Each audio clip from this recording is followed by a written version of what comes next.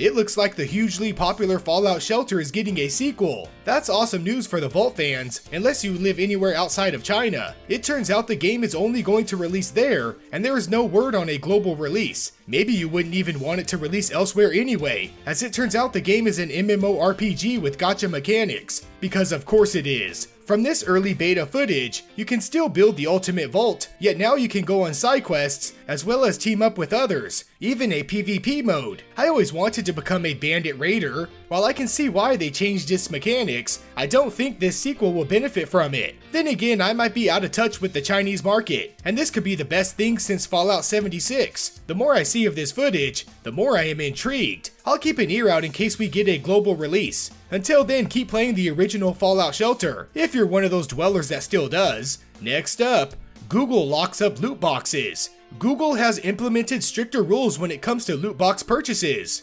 Developers will now have to list the odds of receiving items in a loot box. It's a great idea. However, I am not sure it will be as effective as they hope. For example, a lot of games with in-app purchases don't necessarily present themselves with loot boxes. However, the policy does state that it has to be any purchase that involves randomization. I hope this will make developers change their tactics for the better, maybe even find kinder ways to monetize their games. Or they just may get more clever, more tricky, and in turn make matters worse. Only time will tell. Either way, it's a step in the right direction for those poor parents with $4,000 of Google Play purchases on their credit cards. Next up, the king of MOBAs comes to mobile. All the MOBA fanatics rejoice. League of Legends is finally coming to mobile. And you have Tencent to thank for it, because of course it's Tencent. Apparently the game will be a direct port. All gameplay mechanics, even the graphics, will be the same. This sounds correct, since League of Legends can run on a potato. I may not be super duper excited, yet I know there are some of you who wouldn't mind reliving your LOL days on your mobile devices. Finally, out with the Ouya. Remember the Ouya? I won't judge you if you forgot about the dedicated tiny box meant for Android gaming.